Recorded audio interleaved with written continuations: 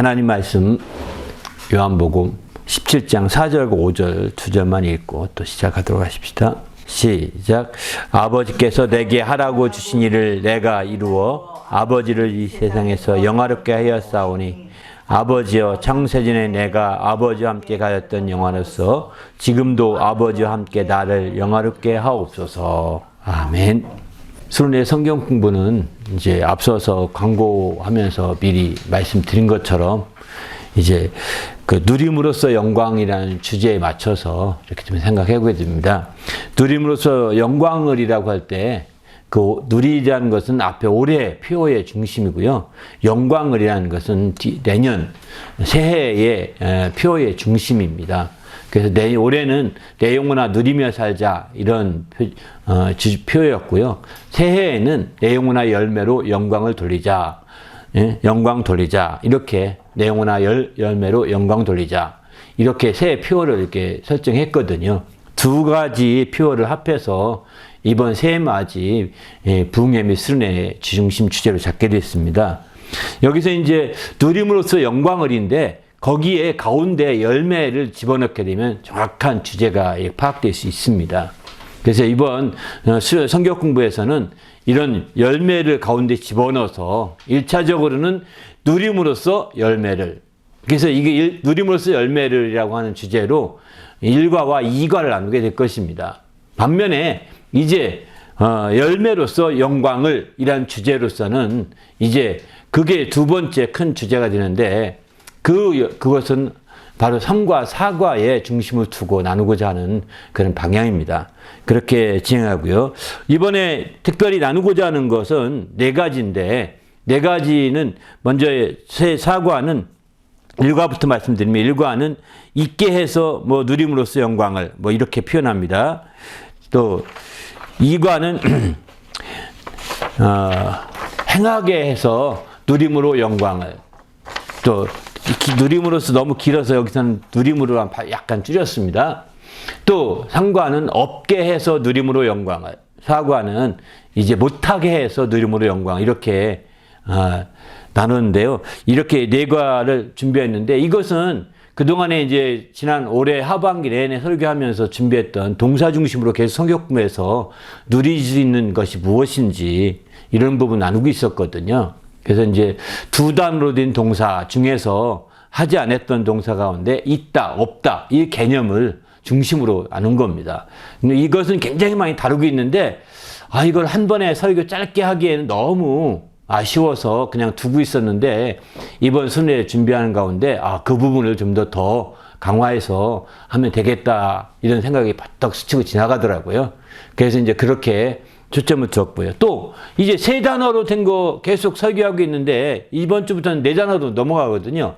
근데 이렇게 3단어로 된 설교 다 10주가 했는데 여기서도 이제 하고 싶었는데 시간이 없어서 못했던 것은 행하다 하는 것, 또 못하게 하다, 행하다, 못하다 이런 동사를 우리가 빼놓고 넘어갔다는 생각이 들어서 그 부분을 좀 집중적으로 좀 생각하게 됐습니다. 그래서 이제 긍정적인 면에서는 있게 해서 누림으로 영광, 또 행하게 해서 누림으로 영광, 이 2가지를 이렇게 했고요. 부정적인 면에서는 이제 없게 해서 누림으로 영광을, 또 못하게 해서 누림으로 영광, 이렇게 3과 4과를 그렇게 준비하게 된 겁니다. 이 2가지가 4가지 다 어떻게 연결이 안 될 것 같은데 기가 막히게 열매라는 것을 가운데 두게 되면 착 이렇게 조립이 되더라고요. 그래서 열매라고 하는 관점으로 이런 것들을 바라보면서 전체적으로 나가는 데 초점을 두고 있습니다. 그래서 이제 제 1과에서는 있게 해서 누림으로 영광을 해서는 있게 한다고 할 때는 좀 더 포괄적인 측면 생각했고요. 그 있게 한 것 중에서 좀 더 행하게 한다는 것은 좀 구체적인 거 생각했습니다. 없게 한다는 것은 좀 더 넓게 의미를 받고요. 또 못하게, 주님이 의지적으로 못하게 막는 거잖아요. 이런 것들은 좀 더 약간 축소한 부분, 좀 약간 그 안에 포함된 것으로 생각했던 거죠. 이렇게 해서 이제 생각했고요. 그래서 1과는 이제 이 열매와 직결된 것과 같이 생각해 본다면 나무로 비교해 볼 때 바로 1과에서는 밑거름 중심으로 얘기하고 있습니다. 밑거름. 그래서 있게 하되 밑거름을 먼저 있게 땅에 터전에 밑거름을 밭에 밑거름을 주고 옥토로 만드는 거죠. 이렇게. 그런 작업에 대해서 열매가 굉장히 밀접하다는 거. 옥토에 심겨지게 되면 30배, 60배, 100배의 결실이 맺는다고 하지 않습니까? 그래서 옥토로 만드는 작업, 밑거름을 주어서 옥토를 만드는 작업이 굉장히 중요한 것 같습니다. 반면에 이제 이거 행하게 한다는 것은 그 중에서도 좀 적극적으로 행할 수 있도록 이렇게 밀어주는 그런 부분인데, 이 부분은 이 열매 맺게 적극적으로 밀어주는 웃걸음이라고 표현 씁니다. 웃걸음이라고 표현 쓰는 웃걸음에 대해서 초점을 두고 함께 열매 연결시켜서 2과에서 나누고자 합니다. 3과는 그럼 뭐냐?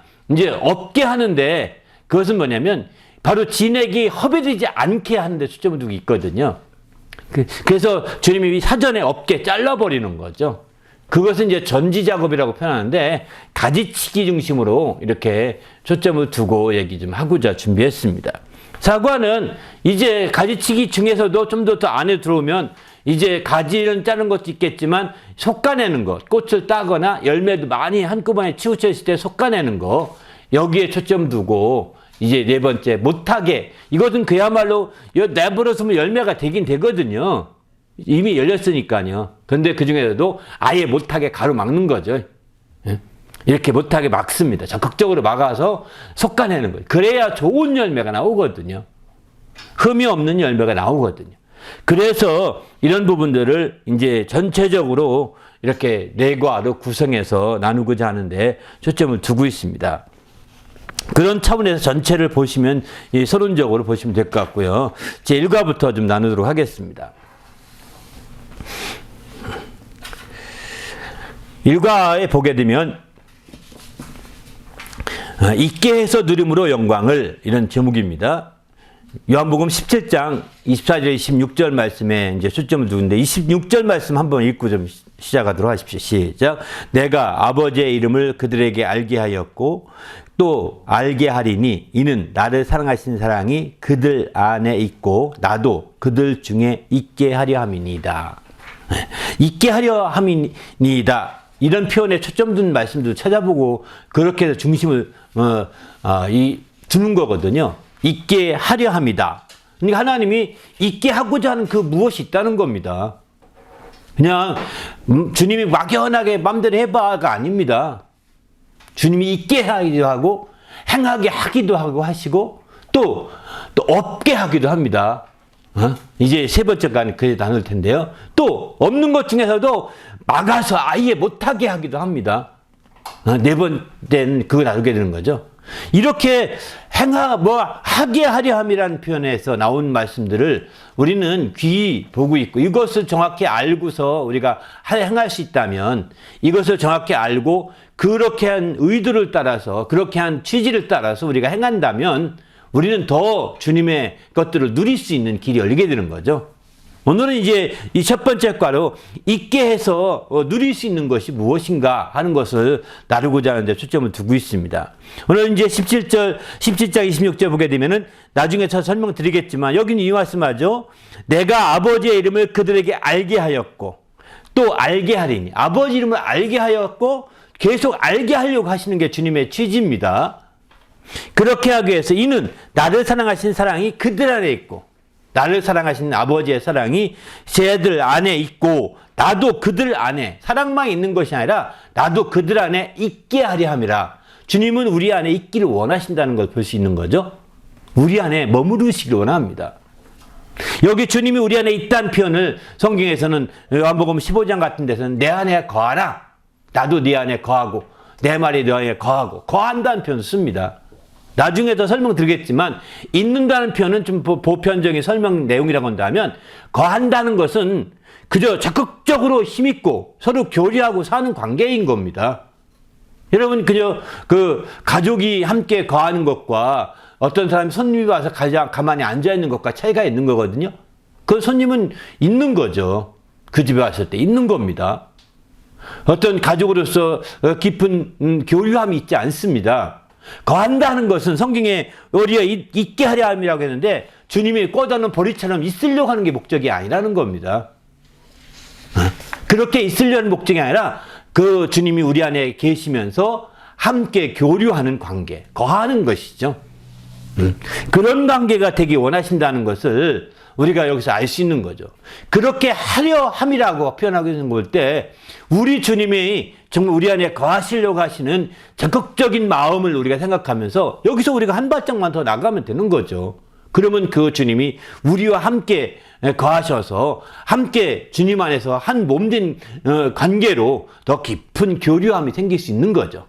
그냥 주님이 그 내 속에 계시면서 아무것도 하지 않고 그냥 당신만 계시면 됩니다. 이게 아닙니다.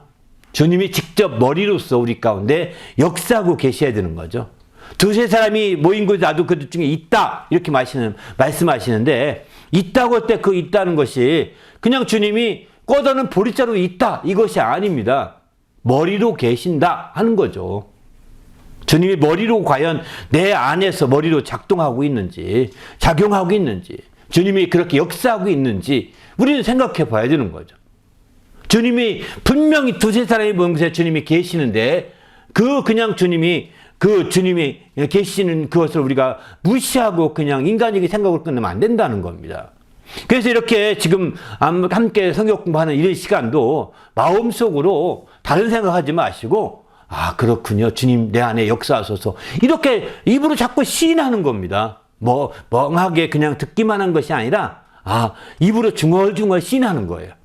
이런 작업이 설교 시간이든 성경 공부할 때든 내가 성경을 보면 이게 여기 그렇네요. 이게 그런 말씀이네요. 저 내 안에서 역사하셔서 주님이 내 안에 정말 머리로서 역사하셔서 작용해 주십시오. 막 이런 마음으로 우리가 자꾸 작은 소리로 남의 옆에 사람이 안 들리는 범위 안에서 그게 고백이 필요하거든요. 이렇게 중얼중얼하면 다른 거 신경 안 써집니다. 이해되시죠? 이런 중요한 한번 해보시면 옆에 누가 지나가도 신경 안 써집니다. 그런데 대부분 성경 공부 시간 되면 옆에 누가 지나가는지 다 쳐다보고 다 관여하다가 다 떼먹고 도망가는 거거든요. 이런 경우가 굉장히 많습니다. 그러니까 왜 집중을 못 한다는 거죠. 그죠? 주님이 그냥 꺼져놓은 보리자루로 계신 것이지 머리로 역사하고 있지 않은 거거든요. 내가 왜 그걸 인정하지 않으니까 주님이 그렇게 역사할 수가 없어요. 내가 그걸 인정해야 주님이 역사할 수 있거든요. 그렇지 않으면 내가 다른 것에 초점 두게 되면 그렇게 될 가능성이 있는 거예요. 주님은 그저 헛다리인 거예요. 헛다리. 왜 주님이 놀 사람이 없어서 우리 안에 와서 그냥 놀고 있는 건가요? 아니잖아요. 주님이 머리로서 작용할 수 있도록 우리가 만들어 보십시오. 할렐루야. 이번 성경 공부하는 모든 분들이 정말 이 시간 아마 온라인으로 성경 공부하면 더 그럴 것입니다. 온라인으로 성경 끝나면 더 어떤 분은 이 온라인 켜놓고 다른 것도 볼지도 몰라요. 저도 간혹가 유튜브 켜놓고 또 포털 사이트 그 신문 기사 같은 거 보거든요. 이중적으로 이렇게. 그거는 사실은 그냥 세상 할 때는 어쩔지 모르지만 성경 공부 방식은 아닙니다.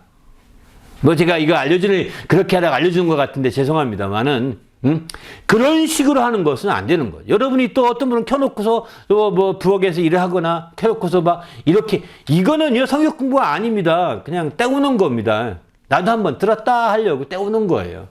사실 그것만도 감사해요, 저는. 그것만 하는 거, 그렇게만 하는도 참여해도 저는 감사할 뿐이에요. 그러나 사실은 그렇게 해서는 성경 공부가 되지 않습니다.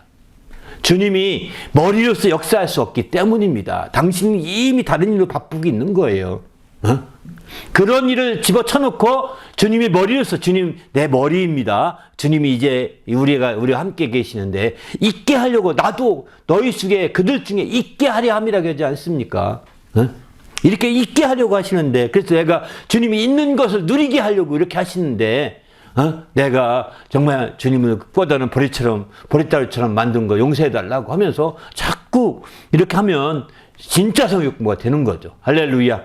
그래서 온라인으로 성경 공부할 때는 아마 여러분 방에 아무도 없다면, 여러분이 듣는데 아무도 없다면 좀 소리내서도 괜찮습니다. 소리내서라도 그렇게 시인하고 소리내서 그렇게 말하면서 주여 그렇습니다. 이렇게 해주십시오. 왜? 내가 소리내도 온라인 상에 그 설교자나 인도자에게 영향이 안 가니까요. 그 반대 영향이 안 가잖아요. 그러니까 여러분이 막 손에서까지 하면서 시인하면서 이렇게 하시면 더 좋은 성경 공부가 될 수 있습니다. 할렐루야. 주님이 있게 해서 누리게 하려고 하셨던 그 축복을 다 누리시는 성도가 되시길 바랍니다. 할렐루야. 그래서 적극적으로 이 부분에 대해서 우리가 성경 공부하기 전에 제가 말씀드리는 것은 이렇게 성경 공부 그런 자세가 어느 때보다도 온라인 성경 공부 같은 건 더 필요하다는 것을 말씀을 드립니다. 우리 모두도 함께 이 성경 공부를 통해서 정말 주님이 있게 해서 누리게 하려고 하셨던 놀라운 축복, 주님이 머리가 되셔서 베풀어 주신 놀라운 축복들을 다 누려서 하나님께 영광을 돌리는 성도가 되시기를 부탁드립니다. 할렐루야. 1번부터 보실까요? 있게 하는 것과 열매 맺음은 어떤 관계로 연결될 수 있을까? 이렇게 질문했습니다. 있게 하는 것과 열매 맺는 것, 얼핏 보기에는 전혀 관계가 없어 보이거든요. 그런데 사실은 약간 억지같이 이제 연결시킨 건 있습니다. 그거는 왜 열매라는 주제를 좀 다루고 싶어서 그렇게 한 것도 있는데, 사실 있게 하되 초점은 뭐냐면 이제 주님이 우리가 주님 위에 뿌리를 내려야 되지 않습니까? 우리가 의의 나무로서 우리가 뿌리를 내는데 주님의 의에 뿌리 내야 되는 것이, 우리가 주님의 안에 거한다는 것은 주님으로부터 모든 걸 도움받으면서 주님이 역사하시는 걸 힘입어 사는 거거든요. 이런 얘기를 나무로 비유한다면 뿌리 내림이라고 표현합니다. 우리 사람이니까 우리는 뿌리 내린다는 것이 없죠. 그런데 성경은 우리 성도들을 가르쳐 말하기에 의의 나무다 이런 표현도 하거든요. 의의 나무로서 이제 주님 안에 거한다는 것은 주님이 있게 하려고 하셨던 것은 바로 주님 위에, 주님 터전 위에 바로 이렇게 뿌리 내리게 하려고 했던 것입니다. 그러면 왜 주님 터전 위에 뿌리 내리게 할까요? 그것은 다른 것이 아닙니다. 바로 이제 그 땅으로부터 많은 진액을 끄집어 올리게 하는 것이죠. 진액을 끄집어 올리게 하려고 했던 것이죠. 그래서 성경은 시편 80편 8절에 보게 되면 주께 산 포도나무를 애굽에서 가져다가 열방을 쫓아내시고, 여기 열방은 가나안 땅에 있는 백성, 지금의 팔레스타인 사람들을 다 쫓아내는 겁니다. 쫓아내시고 그 포도나무를 심었는데 이 가나안 땅에 심은 거죠. 그렇게 심어서 9절부터 11절까지 보게 되면 주께서 앞서 준비하셨으므로 그 뿌리가 깊이 땅에 편만하며, 앞서서 나무를 심기 전에 앞서 준비했다는 겁니다. 그래서 이제 이 성경 공부 앞서서 꼭 이제 설교를 들어보셔야 합니다. 준비해서 누림으로 영광이라는 부흥의 첫 시간 설교를 꼭 들으셔야 합니다. 준비해서 누림으로 영광이라는 제목이거든요. 첫 번 부흥에 준비한 말씀입니다. 바로 이렇게 주님이 먼저 심기 전에 준비하는 겁니다. 심기 전에 준비해서 뿌리가 깊이 땅에 편만하게 넓게 이렇게 내리게 하고, 그 그늘이 산들을 가리우며 가지는 하나님의 백향목 같으며 그 가지가 바다까지 뻗고 넝쿨이 강까지 미쳤다 이렇게 말합니다. 막 이렇게 아주 큰 나무가 된 거죠. 포도나무가 얼마나 크든지 강까지 미치고 그 바닥까지 뻗쳤다는 겁니다. 요즘에 유튜브 상에 보게 되면 포도나무가 축구장 4개, 4배 정도 되는 큰 밭에 한 나무가 다 전체를 덮었습니다. 엄청나죠? 포도나무 한 그루인데 축구장 4개 정도를 쫙 다, 그러니까 굉장히 큽니다. 거기서 몇천 송이 열매 맺는다고 막 그러더라고요. 그 전체를 다 하우스로 덮은 거예요, 또. 비닐하우스 다 덮어가지고 포도를 그렇게 농사를 짓더라고요. 한번 좀 찾아보시죠. 저는 이게 실감이 안 가는데, 그렇게 하면 이게 또 가능하네, 이런 생각이 들더라고요. 저희 선교관도 포도나무 한 그루 심어서 지금 한 그루가 이 앞과 옆 사이드를 다 지나서 앞과 옆을 이게 뒤쪽에 후원 반을 차지했고요, 앞쪽에 후원 반을 차지했어요. 반을 지금 한 그루가 다 덮었습니다. 이쪽 한쪽에 동쪽에 심은 포도나무 한 그루가 커서 양쪽 쭉 덮어하고 있는 거예요. 엄청나죠. 이렇게 한 그루가 이렇게 아주 대단하게 큽니다. 클 수가 있다는 것을 저는 상상을 못 했는데 크는 데를 키워보려고 안팎 빙 돌게 해보려고 하는 초점을 두고 있는데요, 저희도. 이제 정말 그 농구 축구장 4배의 땅을 포도나무로 쫙 키웠다는 생각이 드니까 대단합니다.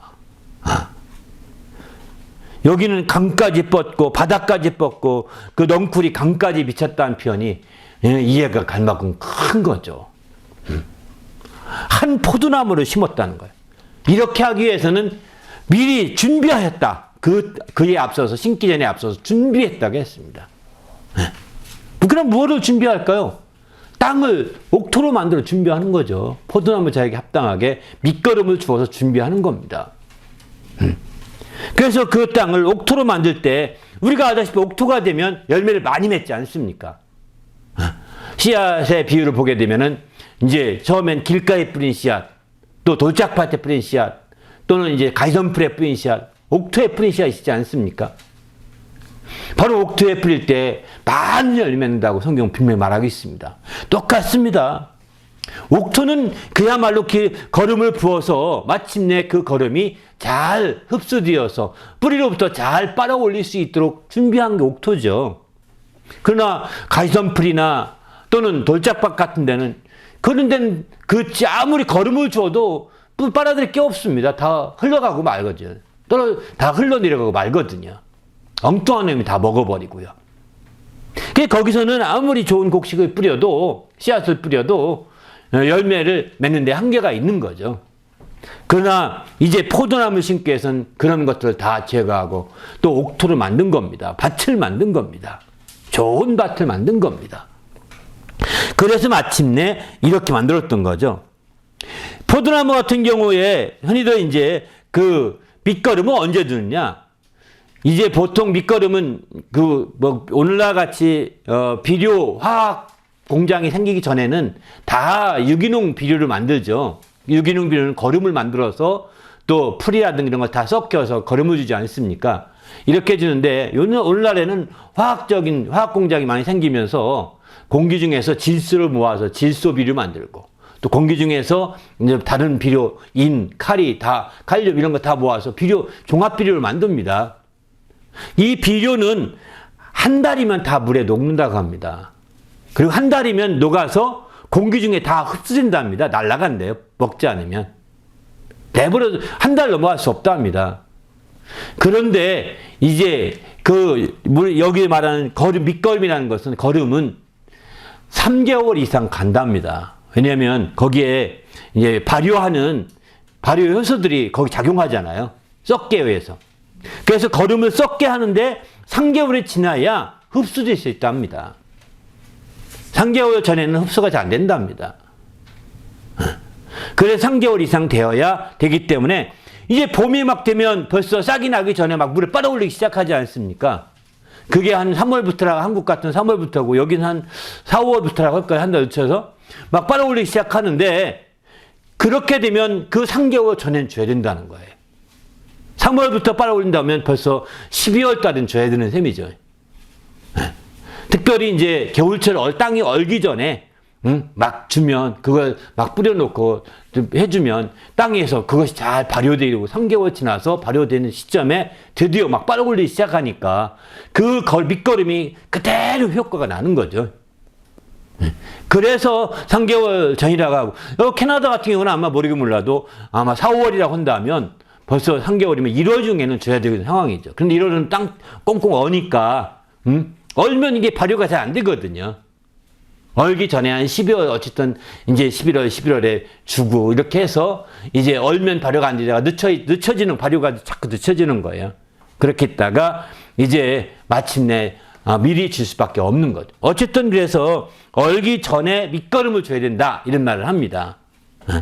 근데 여기에 앞서서 또 하나의 거름이 또 있는데 밑거름 말고 이제 가을에 열매를 다 딴 다음에 조금 그 거름을 줘야 된다고 합니다. 가을 거름이라고 표현합니다. 한 9월이나 10월 정도에. 왜냐하면 이제 나무 같은 경우, 과일나무 같은 경우에 열매를 맺으면서 나무가 완전히 기력을 세하잖아요. 다 완전히 빠졌을 때 나무가 잘못하면 갑자기 추위가 오면 얼어 죽는답니다. 얼어 죽지 않게 나무를 보호하기 위해서 그때 조금 많이 주면 또 안 된다고 그래요. 많이 주면 또 웃자라 가지고 안 주고, 이제 정말 그 과일을 다 딴 다음에, 열매를 뗀 다음에 조금 주어서 그 나무가 힘을 얻도록 해주는 것이 필요하다. 그리고 겨울에 드디어 이제 밑거름을 주는 거죠. 잎사귀 다 떨어진 다음에는. 그렇게 해서 마침내 이제 이렇게 밑거름을 주게 되는데, 이게 바로 뭐냐? 있게 하는 거죠. 터전을 정말 확실하게 만드는 거죠. 있게 만드는 겁니다. 그래서 주님이 우리의 터전이라고 말씀하고 있는데, 이렇게 터전으로서 우리가 온전히 되도록 하는 거죠. 시편에 보면 1편 3절에 보면 이런 말씀입니다. 시냇가에 심은 나무가 시절을 쫓아 과실을 맺으며 잎사귀가 마르지 아니한 같으니 그 행사가 다 형통함이로다. 이렇게 말합니다.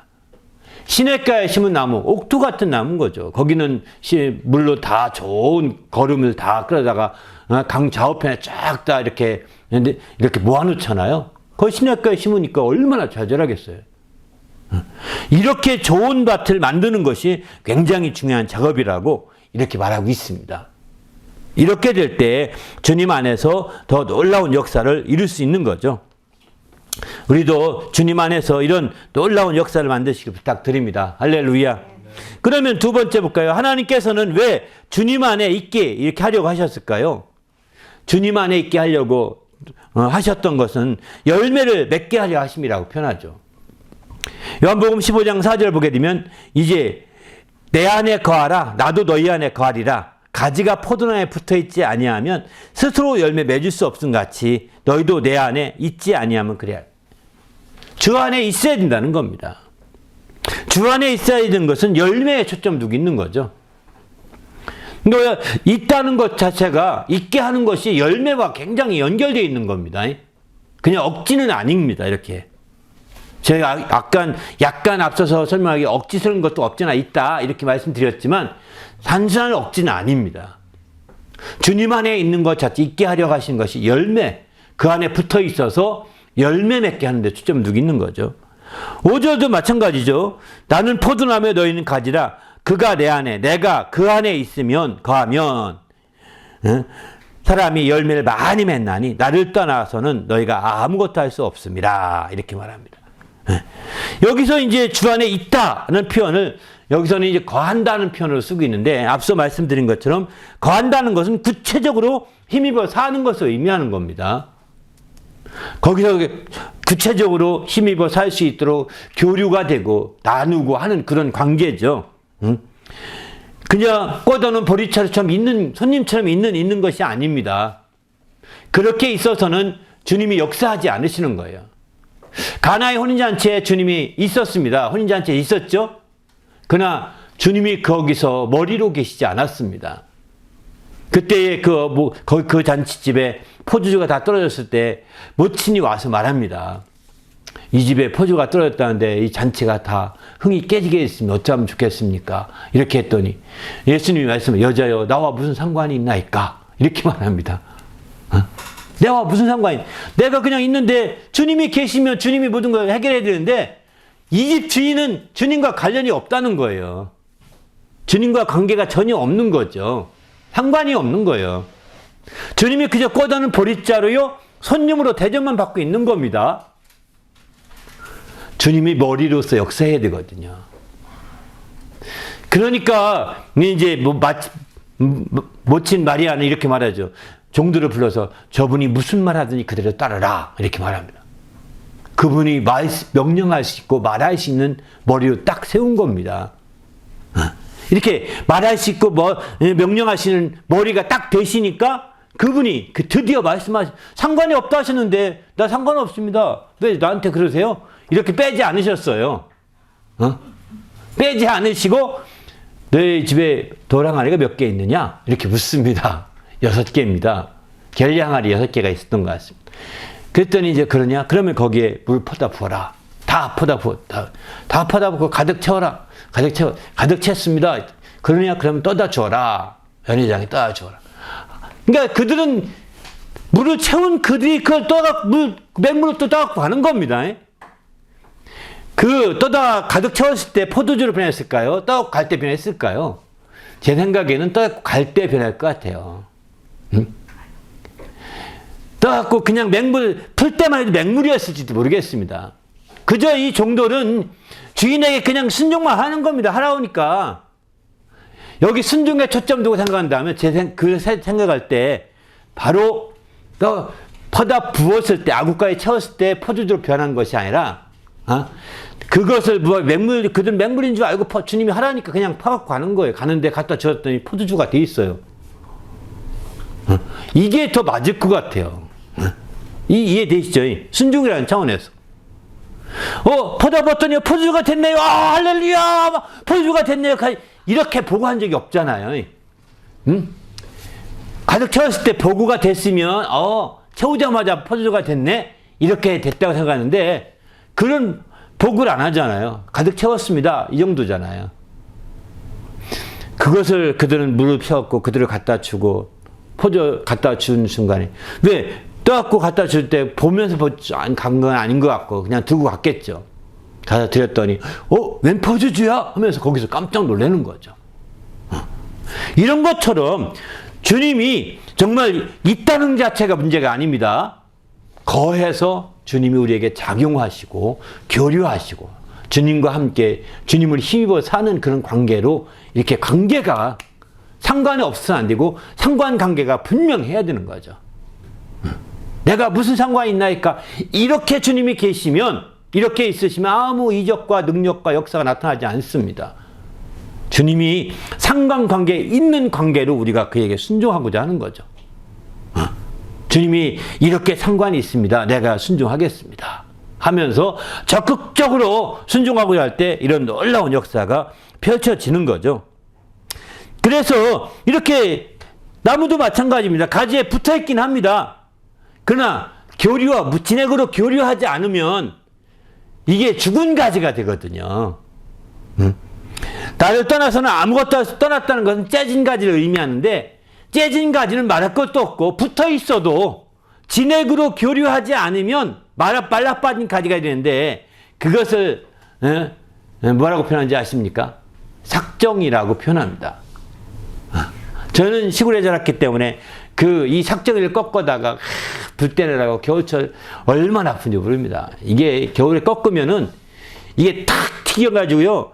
손을 하면 얼마나 아픈지 몰라요. 온 손이 막 그냥 마치 고무줄로 한번 펑 쏜 것과 똑같다니까요.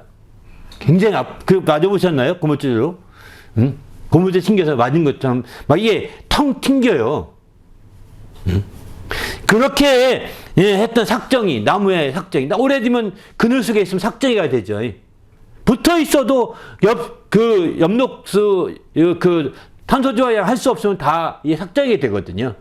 포도나무도 이렇게 막 가지가 많지만 다른 가지 밑에 있으면 그 다음엔 거긴 죽습니다. 삭정이가 됩니다. 이렇게 이제 거의 대부분이 이렇게 붙어 있어도 있으나 마나한 관계가 되는 거죠. 네, 상관이 없어요. 교류가 안 되니까. 3번입니다. 주님 안에 있되 그분 안에 거한다는 것은 무슨 의의가 있으며 그 목적은 무엇입니까? 이렇게 했죠. 그러니까 주님 안에 거한다고 할 때 거하는 것은 알다시피 이제 교류함이 있어야 된다고 그랬어요. 그런 교류함으로 가장 중요한 것이 뭐냐면 기도입니다. 주님 안에 거한다고 할 때 기도입니다. 무엇인지 구하라 그리하면 이루리라. 이러죠. 내 안에 거하면 무엇인지 구하라는 거예요. 그래서 이 시간에도 여러분이 성경 공부하면서 기도할 수 있습니다. 성경 공부하면서도 그렇습니다. 하나님 이거 도와주세요. 이거 어떻게 하면 좋죠? 이렇게 하면서 중얼중얼하면서 하면요 아주 성경 공부가 졸리지 않습니다. 재밌습니다. 그렇게 안 하면 꽂아놓은 보리자루 있다가 졸리죠. 몇 명 아닌데도 졸립니다. 몇 명 없는데도 굉장히 미안하죠. 그 작은 그룹의 성역 공부 하나 줄 때 굉장히 미안하잖아요. 인도자에게. 여러분 정말 기도하세요. 중얼중얼 하세요. 소리만 안 나게 성역 공부 옆에 사람 듣지 못하게 소리만 안 나게 중얼중얼 하세요. 그래야 잠도 깨고 그래야 우리가 더 집중할 수 있고 그래야 이렇게 이룰 수 있거든요. 열매맺을 수 있거든요. 그게 바로 교류거든요. 주님이 우리 안에 계셔서 아 주님 진짜 그렇네요. 이게 주님 정말 어떡하죠 이게 그렇게 해서 자꾸 여러분의 상황을 알리고 여러분의 취지를 알리고 여러분의 그 여건과 환경들을 자꾸 알려서 주님의 도움을 구할 때 주님이 머리로서 역사하게 되는 거죠. 우리가 이렇게 적극적인 우리의 행동이 필요하다는 것이 여기 있죠. 그렇게 될 때 최종적으로 마침내 주님 안에서 이렇게 되는 거죠. 이렇게 해서 결국 어디까지 주의 사랑 안에 거하는 것입니다. 그리고 너희에게 내 계명을 지켜 그의 사랑 안에 거하는 것 같이 너희도 내 계명을 지켜서 내 사랑 안에 거하라. 그래서 교류에서 주의 사랑을 느끼고 체험하게 되는 거죠. 그렇게 될 때 15장 11절 말씀처럼 너희 안에 기쁨이 충만하게 될 수 있다. 이렇게 말합니다. 기쁨이 충만하게 될 수 있다는 겁니다. 이런 기쁨이 충만한 정말 성도가 되시길 바랍니다. 할렐루야. 바로 그렇게 될 때 가장 큰 의의는 뭐냐? 이렇게 열매를 많이 맺으면 15장 8절 바로 그 아버지께 영광을 받으실 것이고 이렇게 주님 교류를 통해서 열매를 많이 맺으면 영광을 받으실 것이고 너희는 내 제자가 되리라 이렇게 말합니다. 이게 얼마나 감사합니까? 정말 아버지께 영광을 돌릴 수 있고 또 주님의 제자가 되어서 정말 이렇게 깊은 제자 관계가 될 수 있는 거죠. 우리 모두도 이런 멋진 주님과 관계가 이루어지시기를 예수님의 이름으로 부탁을 드립니다. 할렐루야. 바로 그 주님 그리스도 예수 안에 있게 하신 목적이 그러면 다른 측면에서 열매라는 측면에서 그리스도 예수 안에 있게 하신 목적이 무엇일까? 네 번째 질문은 그거거든요. 그것은 앞서서 말씀드린 것처럼 이제 뿌리 내리게 하는 것입니다. 뿌리 내리게 하는. 골로새 2장 6절부터 7절 보면은 그리스도 예수를 주로 받았으니 그 안에서 행하되 그 안에 뿌리를 박으며 세움을 입어 세움을 받으라는 겁니다. 바로 그 안에 그리스도 안에 뿌리를 박고 그 안에서 세움을 입으라고 이렇게 말하고 있는 거죠. 바로 우리 그리스도 안에 우리가 있게 거하는 것은 바로 여기에 목적이 있는 거예요. 뿌리를 안 내리면 그리스도 안에 뿌리를 안 내리면 성이 없는 거죠. 이 뿌리를 내는 작업이 뭐냐? 우리 그리스도인들의 표현을 한다면 기도가 주님과 교류하는 것입니다. 우리 안에 계시는 주님과 자꾸 사귀고 얘기하는 거예요. 주님 어떻게 하면 좋죠? 우리가 흔히들 묵상한다고 할 때 묵상이란 단어가 이렇게 주님과 중얼중얼하고 얘기하는 것입니다. 묵상이 그저 참선하듯이 가만 눈 감고 이게 아닙니다. 명상이 잠기는 게 아닙니다. 성경에서 말하는 묵상은 바로 이렇게 주님 앞에서 중얼중얼하다, 속삭이다 이런 뜻이에요. 묵상이라는 단어 자체가. 히브리 말로 하가라는 단어인데 묵상이라는 단어가 이것은 명상하다, 조용히 하다 이런 뜻도 있습니다. 그러나 저는 그런 뜻보다는 속삭이다, 중얼중얼거리다 이런 뜻으로 봐야 될 것 같습니다. 그 안에 그 뜻이 들어있거든요.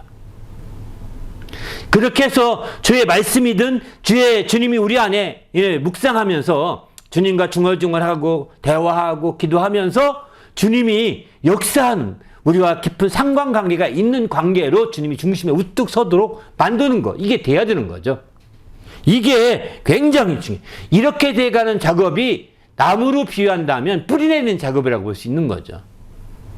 이렇게 해서 뿌리가 더 든든히 편만하게 뿌리가 내려져야 뿌리가 편만하다는 건 넓게 뿌리가 내리는 것을 의미하죠. 이렇게 바로 이렇게 넓은 분야에서 하나님 말씀으로 넓게 깊이 있게 이렇게 교제하고 나누게 될 때 우리는 이제 좋은 열매 주시는 성도가 되는 것이죠. 나무는 뿌리를 깊이 편만하게 내리는 것이고요. 에베소 3장 17절도 그렇게 말씀하죠. 믿음으로 말미암아 그리스도께서 너희 마음에 계시게 하옵시고 너희가 사랑 가운데 뿌리가 박히고 터가 굳어져서 이렇게 표현하죠. 여기 터는 우리가 알다시피 이제 예수 그리스도가 우리가 터라고 고린도전서 3장 11절 이렇게 말씀하고 있죠. 닦아둔 것 외에 능히 닦을 터를 닦아 줄 자가 없으니 이 터는 곧 예수 그리스도라. 고린도전서 3장 11절 이렇게 말씀하죠. 터는 예수 그리스도입니다. 그 터가 그리고 밭이 예수 그리스도라고 보셔야 되는 거죠.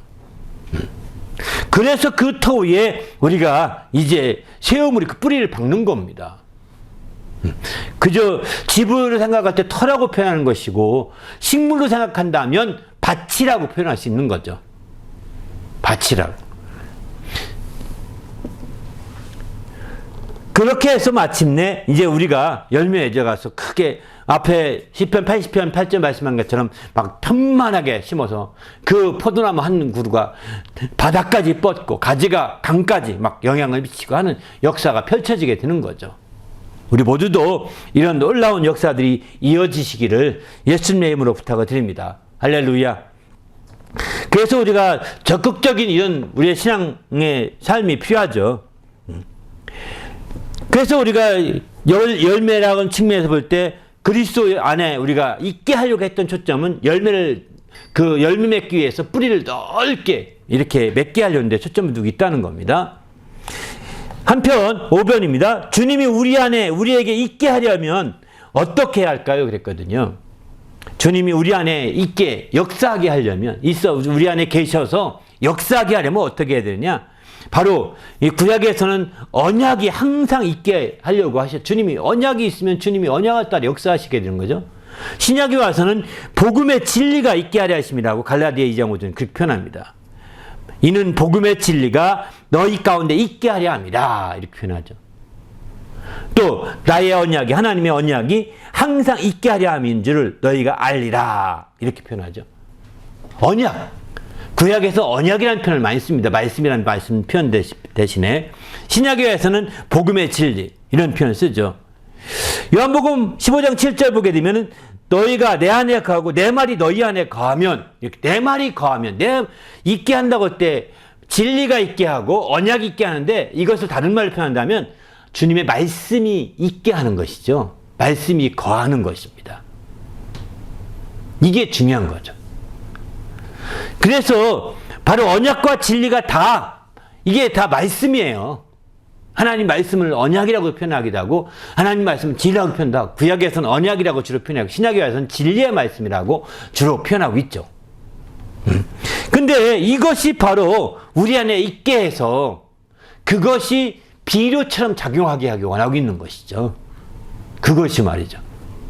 그것이 영양분으로 작용하게 하기 원하고 있는 겁니다.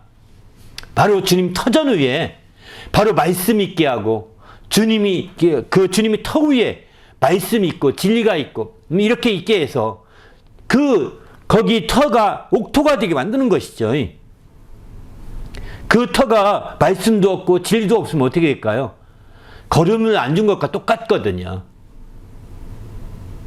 그래서 딱딱한 땅인데 그럼 길가 땅과 똑같은 겁니다.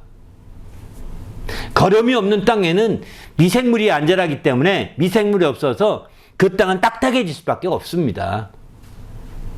이해되시죠? 미생물이 자라야 미생물이 걸음을 먹고 자라면서 땅을 막 다 파놓고 뒤집어 놓고 하면서 공기도 공급하고 그 썩는 거기서 지렁이도 생기지만 그게 다 미생물 때문에 그런 거예요. 지렁이가 왜 거기 들어가겠습니까? 거기 미생물 먹으려고 들어가는 겁니다. 잡아먹으려고요. 그래서 걸음을 주게 되면 그 걸음의 미생물들을 먹으려고 많은 땅 밑 곤충들이 찾아오는 거죠. 이놈들이 와가지고 땅을 개간해 주는 겁니다. 자동으로. 그래야 땅에 그 공기를 공급하고 땅에 공기도 필요합니다. 그래서 공기 중에 있는 질소를 그 땅 속에 있는 공기를 통해서 흡수하는 거예요. 질소를. 콩과 식물들은 그런 질소를 흡수해서 땅에 이렇게 조그만 열매를 맺습니다. 땅에 콩 같은 작은 열매를 맺는 이게 나중에 그래서 콩과 식물은 많이 키우면 밭이 기름진다고 합니다. 왜냐면 그런 질소를 모아서 땅에 모아놓기 때문에. 그게 다 썩으면 또 그대로 밭이 되는 거잖아요. 그래서 콩과 식물이 잘 키우라고 얘기합니다. 그러면 그만큼 땅이 기름지게 된다고 그러고 좋은 땅이 되어서 거기서 잘 자란다고 그러거든요. 이게 유기농 하는, 저도 사실 이거 하면서 유기농 하는 것들을 계속 열심히 찾아봤어요. 유튜브에. 그랬더니 그런 얘기를 하더라고요. 이게 이제 그렇게 해서 유기농으로 선순환 농법이죠. 유기농 선순환 농법을 그렇게 쓰는 겁니다. 아무튼 이렇게 바로 주님의 터 위에 언약의 걸음, 진리의 걸음, 하나님 말씀이라는 걸음들 비료를 주게 되면 그것이 땅에 흡수해서 그 그것들을 다 먹으려고 오는 모든 땅속에 있는 곤충들이 함께 거기 지내면서 좋은 옥토로 만들어 가는 거예요. 거기 딱딱한 땅이 되지 않아서 식물이 자라기에 좋은 밭이 되는 거죠. 이렇게 되듯이 그래서 주님은 정말 내가 있으면 주님이 있으면 아무것도 필요 없지 않겠습니까? 얼핏 보면 그죠? 주님만 있으면 만사 오케이 이럴 것 같은데 또 있게 하려 하심이라고 계속 말씀하세요. 있게 한다는 표현이 얼른 6번이나 나옵니다. 반복적으로요. 지금 다 성경 공부하고 있는 거거든요. 그래서 주님이 터 위에 바로 이런 거름 같은 것이 있게 하려고 하신 거죠. 말씀이 거름이 되고 이런 것들. 근데 이 거름을 어떻게 흡수하느냐, 나무가? 믿음이 있어야 합니다. 6번은 그것을 얘기하고 있습니다.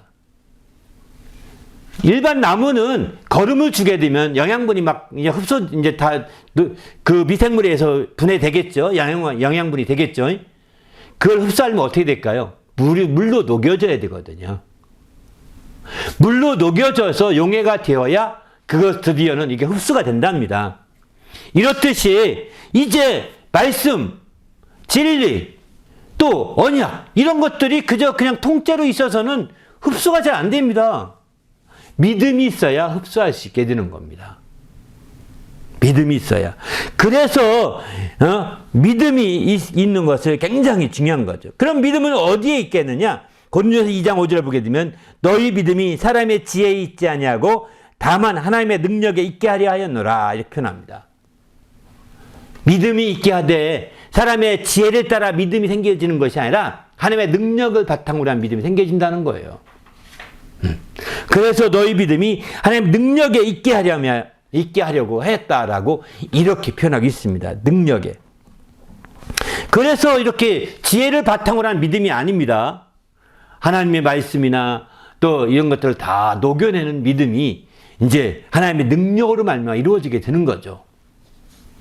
그래서 정말 능력을 바탕으로 한 믿음이 돼야 되겠다는 것입니다. 인간의 어떤 논리나 인간의 어떤 지혜를 바탕으로 한 믿음이 아니라 이것은 이렇게 생각하면 잘못하면 신학이 돼버리고 말죠.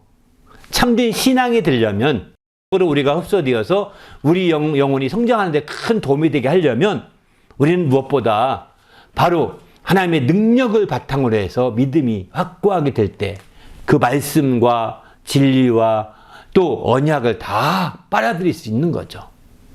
그렇게 될 때 그 나무가 튼튼한 나무가 되어서 하나님께 영광을 드리는 그런 성도가 될 수 있는 거죠.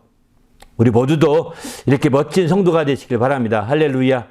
그래서 이제 이렇게 요한일서 7번을 보게 되면 그러면 주님이 있게 하되 궁극적으로 어떻게 되어야 할까요? 그랬거든요. 여기는 이제 요한일서 2장 3절 말씀 보면은 우리가 보고 들은 바 너희에게서 전함은 너희로 우리와 사귐이 있게 하려 함이니 사귐이 있게 바로 이렇게 그 흡수가 되어서 오르락내리락 할 수 있어야 된다는 거죠. 그런 관계로 이렇게 이루어져야 되는 거죠. 바로 믿음을 통해서 이런 관계에 사귐이 있어야 되는 거예요. 믿음을 통해서 그것이 흡수가 되어 오르락내리락 해야 되는 것이죠. 믿음이 없으면 그냥 나와 상관이 없어 보입니다. 말씀이. 진리가 나와 상관이 없어 보입니다. 내가 흡수하지 않습니다. 오르지도 못하고 내리지도 못하고 이런 전혀 교류가 안 되는 거, 사귐이 없는 거죠. 그런데 바로 이제 우리가 주님이 있으시면 주님과 사귐이 있는 거죠. 주님과 관계가 상관관계 맺어서 사귐이 있게 되고 그러면서 이제 주님 말씀을 통하여 진리를 통하여 모든 것들이 공급되어 가고 공급되어 오르게 되는 거죠. 흙으로부터 뿌리로부터 터전으로부터 빨아올리는 그런 과정이 되는 것이죠. 그 빨아올리는 건 끝나나요? 빨아올리는 물관부가 있고 또 우유부터 시작하여 우리가 내려가는 체관부가 있잖아요. 식물 같은 경우는 그죠? 물관부가 있고 체관부가 있어서 나무 우유로부터 이렇게 순종해서 나가는 그 체관부가 있는 거죠. 이 두 가지가 합해서 열매 맺어가는 겁니다. 물로 빨아올리는 것만 열매 되는 걸 생각한다면 그 말씀으로만 열매 맺는 것이 아니라 우리의 순종, 그 광합성 작용을 통해서 함께 열매가 맺어가는 것이죠. 바로 그 말씀의 순종함으로 이제 그 영양분이 밑으로 내려가서 뿌리를 점점 더 내리게 또 만들어줍니다. 우리가 순종을 통해 뿌리가 더 견고하게 뻗어가게 되는 것이고, 또 우리는 그 말씀 물로 녹여진 믿음을 통하여 막 빨아 올려서 열매 맺어가고, 또 막 잎사귀를 크게 왕성하게 만들고, 그리고 위로부터 우리가 순종을 통해서 햇빛을 받고 순종을 통해서 마침내 그것이 쭉 밑으로 내려가서 뿌리를 또 확장시키고, 이런 관계로 크게 계속 오르락내리락 하는 거예요. 그렇게 해서 마침내 열매가 맺어지고 나무가 점점점 커져가고, 아주 튼튼한 나무로, 한 나무가 큰, 그야말로 축구장 4배 정도로 크게 해서 수천 송이 열매를 거기서 따옵니다. 한 나무를 통해서. 참 놀라지 않습니까? 우리는 그런 것처럼 마찬가지죠. 우리도 주님 안에서 이런 사귐이 있으셔야 돼요. 그 사귐이 있게 하렴이라고 표현합니다. 다른 것도 있지만 이렇게 교류가, 사귐이라는 건 교류라고 표시하면 될 것 같아요. 교통함이 있게 하렴이라는 겁니다. 이렇게 주님과 사귐이 있고 교통함이 있게 하되 그래야 무엇이 있게 하려고 하였습니까? 오늘 본문에 보게 되면 그래서 주님이 그들 안에 있게 하려 합니다. 이렇게 표현하죠. 나를 사랑하신 사랑이 그들 안에 있고, 사랑이 그들 안에 있게 하고, 사랑이 그들에 작용하게 하고, 이런 뜻입니다. 사랑이 그저 꺼자는 보리자루 있게 한다는 뜻은 아닙니다. 사랑이, 하나님이 나를 사랑하신 사랑이 작용하게 하고, 나도 그들 안에 머리로 있게 하려 합니다. 이렇게 표현을 쓰고 있는 거죠. 그렇게 해서 마침내 우리가 놀라운 역사들이 펼쳐지는 겁니다. 우리도 주님 안에서 이렇게 주님과 깊은 관계로 맺어지는 성도가 되시기를 예수님의 이름으로 부탁을 드립니다. 이렇게 정말 주님 안에 이렇게 있을 것인가? 이게 그러면 선택이냐? 선택이 아닙니다. 내가 주님 안에 거하고 주님 안에 있는 거, 뭐 있고 싶으면 있고 있으면 좋고 없어도 어쩔 수 없죠. 이렇게 선택적인 것이 아닙니다. 주님 안에 있지 아니하는 순간부터 우리는 어디 안에 있는지 아십니까? 심판 아래 있게 됩니다. 9번째는 그 문제를 다루고 있습니다. 주님 안에 거하지 않는 순간부터 내가 주님이 꺼놓은 보리자루 지금 우리에 모시고 있어도 그 순간부터는 당신은 심판 아래 있다고 생각하시면 돼요. 주님과 밀접한 교류관계, 상관관계에 맺어지지 않는 이상은 여전히 심판이 작용되고 있는 거예요. 그래서 심판이 작용되어서 불만도 생기고 불평도 생기고 몸도 피곤하고 힘들고 어렵고 이렇게 되는 거예요. 심판이 있으면 그렇고. 그러나 똑같은 일 해도요, 어떤 사람은 행복하게 기쁨으로 하거든요. 어떤 사람은 행복하지 않고 조금만 일해도 나보다 조금 일했는데 힘들어하고 어렵고 막 그렇습니다. 심판이 작용하고 있는 겁니다.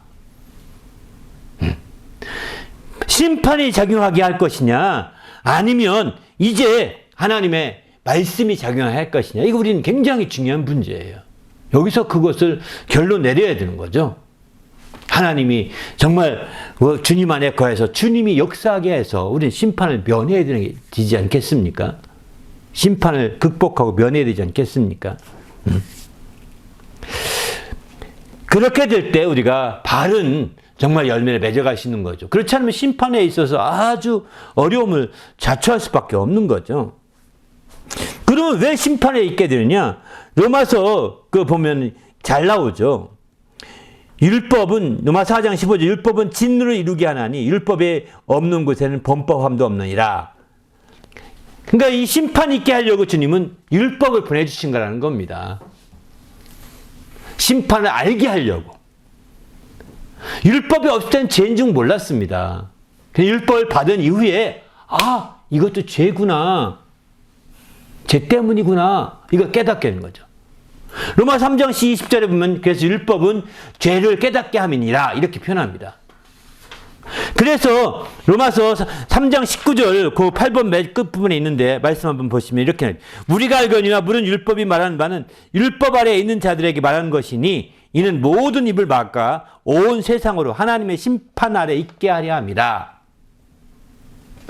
온 율법 아래서는 누구도 입을 한 번도 열지 못한다는 거예요. 온 입을 막아서 하나님의 심판 아래 있게 아주 막 꽉 잡아두려고 했다는 겁니다. 20절에 가보면 그래서 율법은 죄를 깨달음이니라 이렇게 표현합니다. 그래서 율법이 그래서 진로를 이루게 되는데 율법이 없는 것에서는 범법도 없는 거죠. 범법도 죄를 범하는 것 그런 것도 없는 거죠. 율법도 거룩하고 계명도 거룩하고 의로우며 선하도다. 7장 14절 율법은 신령한 줄 알거니와 우리도 육신에 속하여 죄 아래 팔렸다.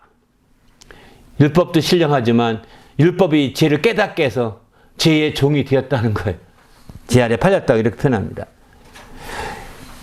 이렇게 정말 우리가 율법은 다른 것이 아닙니다. 이제 이 율법을 통해서 우리를 주님께 인도하려고 하는데 초점을 두고 있는 것임을 알 수 있는 거죠. 히브리서는 이렇게 말하죠. 7장 19절 보면 율법은 아무것도 온전케 하지 못할지라 죄 아래 꼼짝 못하게 만들어줄 뿐이지 죄를 깨닫게 해서 아무것도 할 수 없다는 거예요.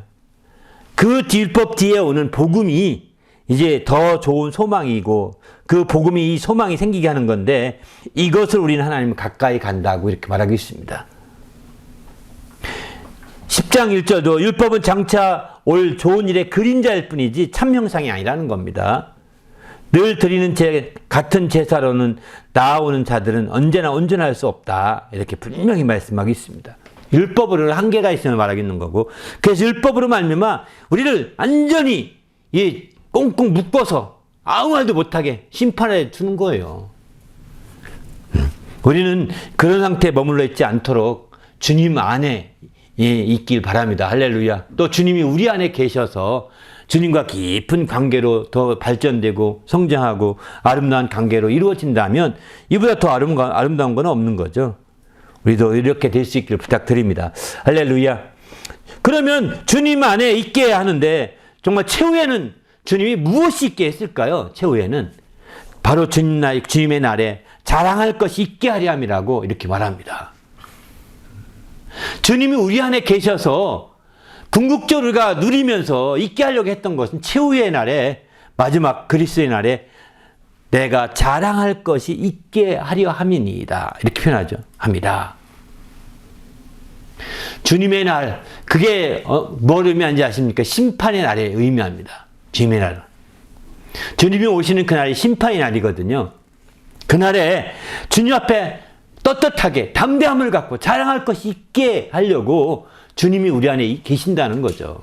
주님과 관계를 갖고 주님과 깊은 사귐을 갖고 주님과 정말 역사하셔서 주님과 교류가 이루어진다면 그래서 무엇인지 구하고 간구해서 응답을 받고 이렇게 된다면 마침내 주님이 그 날에 곧 심판하게 될 그날에 우리는 주님과 깊은 관계가 맺어 있기 때문에 깊은 상관이 있는 사람이기 때문에 바로 우리는 자랑할 것이 있는 거죠.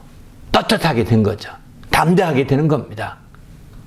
이렇게 있게 하려고 사실은 주님이 우리 안에 계신 거거든요. 그런데도 불구하고 우리는 나 너무 바빠요 하면서 주님과 교류하고 사귀는 것을 멀리하고 있다고요. 아무리 바빠도 그건 내 몸 밖의 일이잖아요. 그렇지 않습니까? 내가 가장 가까이 있는 일이 그 일이거든요. 주님과 나 사이 아닙니까? 여러분 옆에 자녀가 있습니까? 내 몸 밖의 일입니다. 아내, 남편이 있습니까? 내 몸 밖의 일입니다. 어쩌면 그는 나를 배신하고 떠날지도 몰라요. 어느 날 훌쩍 이제 떠나버리면 그리고 배신하고 떠날 수도 있겠죠. 여러 모양으로. 그렇지만 주님은 가장 가까이 꽂아놓은 보릿자루가 아니라 나의 머리로 계셔서 함께 거기서 주의 말씀과 진리와 또 언약을 통하여 걸음을 주시고 그래서 거기서 옥토가 되어서 우리가 뿌리를 내리도록 만들어주고 있는 거예요. 우리가 그것을 빨아 올려서 진액을 정말 공급한다면 좋은 열매를 맺을 수 있는 거죠. 할렐루야. 그래서 이렇게 있게 해서 정말 누릴 수 있는 길을 열어주신 것이 우리 주님이 이렇게 성경이 이렇게 많이 나옵니다. 말씀이요. 오늘 여기 읽은 말씀만 다른 거 질문도 다 잊어버려 줬고 말씀을 계속해서 쭉쭉 읽어보십시오. 성경 교재라고 제가 일부러 그냥 말씀까지 딱 써서 넣을 테니까요. 온라인에 그 자료를 붙여놓을 테니까 정말 계속 읽어보십시오. 설명도 붙여놓겠습니다. 정말 읽어보고 또 읽어보면 또 읽고 또 읽고. 그래서 이 말씀대로 내게 있게만 한다면, 그래서 내 역도 작용만 한다면 아마 여러분은 놀라운 축복을, 영광을 되는 기회가 될 것입니다. 할렐루야. 열매를 맺게 될 것이고, 그 열매로 말미암아 영광 돌리는 좋은 역사가 펼쳐질 수 있는 거죠. 우리 모두도 이렇게 멋진 정말 성도가 되시기를 예수님의 이름으로 축원합니다. 할렐루야. 함께 기도할 때 하나님, 내가 철저히 이렇게 주님 안에서 이렇게 좋은 관계로 발전될 수 있고 이렇게 잘 될 수 있도록 인도해달라고 오늘 말씀 생각하면서 간절히 이 첫 시간 정말 내 영혼이 철저히 있게 해서 누리게 하신 이 놀라운 축복을 다 누림으로 열매해줘서 영광 돌리게 해달라고 간절히 합심해서 기도합니다.